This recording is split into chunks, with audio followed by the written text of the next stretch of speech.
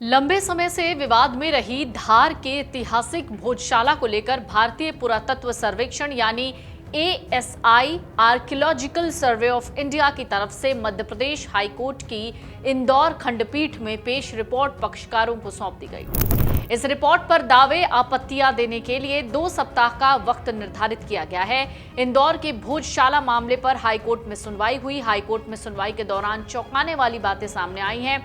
पता चला है कि एएसआई यानी आर्कियोलॉजिकल सर्वे ऑफ इंडिया की सर्वे रिपोर्ट पहले ही ली जा चुकी है और जिसके चलते उसे पहले ही ओपन कर लिया गया है। हाईकोर्ट में बताया गया कि सभी पक्षकारों को पहले ही रिपोर्ट मिल चुकी है। वहीं हाईकोर्ट ने सर्वे रिपोर्ट पर 2 हफ्ते में दावे, आपत्ति और सुझाव देने के लिए वक्त दिया है। हाईकोर्ट ने रिपोर्ट को रिकॉर्ड पर लिया है। अब सवाल ये उठता है, रिकॉर्ड में क्या है, आखिरकार वो रिपोर्ट क्या कहती है, और सबसे बड़ी बात है कि इस भोजशाला में एएसआई को आखिरकार मिला क्या है। भोजशाला मामले में जो एएसआई की सर्वे रिपोर्ट है वो कुछ इस तरीके से है। जो मूल बातें हैं वो समझ लीजिए। रिपोर्ट में स्पष्ट रूप से कहा गया है कि वर्तमान संरचना एक पहले से मौजूद मंदिर के अवशेषों पर बनाई गई है। ये मंदिर 11वीं से 12वीं शताब्दी का बताया गया है। सर्वे के दौरान परिसर से 97 ऐसी कलाकृतियां और मूर्तियां मिली हैं जो हिंदू धर्म से संबंधित हैं। इनमें गणेश, ब्रह्मा, शिव, हनुमान और कृष्ण की खंडित मूर्तियां शामिल हैं। दीवारों और खंभों पर बड़ी संख्या में संस्कृत और प्राकृत भाषा के शिलालेख मिले हैं। इनमें राजा भोज के समय की काव्य रचनाएं और व्याकरण के सूत्र मौजूद हैं।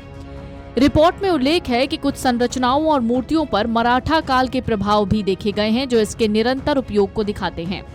एएसआई ने पाया कि मस्जिद के निर्माण में मंदिर के ही स्तंभों यानी पिलर्स और पत्थरों का उपयोग किया गया था। कई स्तंभों पर हिंदू प्रतीकों को मिटाने की कोशिश की गई थी। रिपोर्ट में उस जगह की पहचान की गई है जहां मूल रूप से वाग देवी यानी देवी सरस्वती की प्रतिमा स्थापित रही होगी। हालांकि वर्तमान में वो प्रतिमा लंदन के संग्रहालय में है। ग्राउंड पेनिट्रेटिंग रडार सर्वे में जमीन के नीचे दबी हुई दीवारों और कमरों का पता चला है जो मूल मंदिर के फाउंडेशन का हिस्सा है। खंभों पर उकेरी गई घंटियां, कमल के फूल और कीर्ति मुख यानी हिंदू वास्तुकला का एक प्रतीक है। स्पष्ट रूप से मंदिर निर्माण शैली की पुष्टि करते हैं। रिपोर्ट में दर्ज किया गया है कि कई जगहों पर पुरानी नक्काशी को ढकने के लिए प्लास्टर का इस्तेमाल किया गया था, जिसे हटाने पर नीचे हिंदू कलाकृतियां दिखाई दी। कार्बन डेटिंग और पुरातात्विक विश्लेषण के आधार पर यह निष्कर्ष निकाला गया है कि यह स्थल राजा भोज के काल में एक महान शिक्षण केंद्र और मंदिर था। भोजशाला का निर्माण 12वीं सदी में हुआ। रिपोर्ट में लिखा है कि कमाल मौला 1265वीं ईस्वी में आया था और इस आधार पर याचिकाकर्ता ने दावा किया है कि भोजशाला का निर्माण मालवा क्षेत्र में मुगलों के आगमन के पहले हो चुका था। 2100 पेज की इस रिपोर्ट में भोजशाला के सर्वे के दौरान खींची गई 500 से ज्यादा तस्वीरों की भी प्रमाण बतौर शामिल किया गया है। रिपोर्ट में ये निकलकर सामने आया है कि भोजशाला का निर्माण 12वीं शताब्दी में हुआ, जबकि मालवा में कमाल मौला का आगमन 1265 में हुआ। मुस्लिम पक्ष भोजशाला को कमाल मौला के नाम पर ही मस्जिद बताते हुए इस पर दावा कर रहा है। वही हिंदू पक्ष इसे देवी सरस्वती का मंदिर मानते हुए इस पर अपना हक जता रहा है। रिपोर्ट में इस बात का उल्लेख है कि भोजशाला मंदिर सह कमाल मौला मस्जिद परिसर में संस्कृत, प्राकृत और स्थानीय बोलियों में नागरी लिपि में लिखे गए अभिलेख 12वीं से 16वीं शताब्दी ईस्वी के बीच के माने जाते हैं। इनमें से कुछ महत्वपूर्ण अभिलेख जैसे पारिजात मंजरी नाटिका, अवनिकर्म शतम तथा नागबंध अभिलेख का परीक्षण किया गया है और उनका विस्तृत विवरण भारतीय पुरालेख कॉपर्स इंक्रिप्शनम इडिकारम में किया गया है। एक विशाल अभिलेख जिसमें पारिजात मंजरी नाटिका और विजय श्री अंकित है, उसमें ये लिखा है कि यह कृति मदन द्वारा रचित है जो धार के राजा अर्जुन वर्मन के गुरु आचार्य थे। अर्जुन वर्मन सुभट वर्मन के पुत्र थे और परमार वंश से संबंधित थे जो सम्राट भोजदेव के वंशज माने जाते हैं। प्रस्तावना के मुताबिक इस नाटक का प्रथम मंचन देवी सरस्वती यानी शारदा देवी के मंदिर यानी भोजशाला में हुआ था। एक दूसरे बड़े अभिलेख में प्राकृत भाषा में 2 कविताएं अंकित हैं जिनमें प्रत्येक में 109 श्लोक हैं। पहली कविता के उपसंहार में उसका नाम अविनिकर्म शतम बताया गया है और उसकी रचना महाराजा धीराज परमेश्वर भोजदेव को समर्पित मानी गई है। दूसरी कविता के अंत में कोई उपसंहार नहीं है, लेकिन ये भी कहा गया है कि उसका रचनाकार भोज ही थे। पश्चिमी स्तंभ श्रेणी में स्थित 2 अलग अलग स्तंभों के अभिलेख व्याकरण और शिक्षा की दृष्टि से अत्यंत महत्वपूर्ण है। ये अभिलेख उस विद्या केंद्र की परंपरा की ओर संकेत करते हैं जिसे परंपरागत रूप से राजा भोज द्वारा स्थापित माना जाता है। याचिकाकर्ता आशीष गोयल का कहना है कि सर्वे रिपोर्ट में शामिल तथ्य ये इशारा कर रहे हैं कि भोजशाला मस्जिद से कई वर्षों पहले से स्थापित है।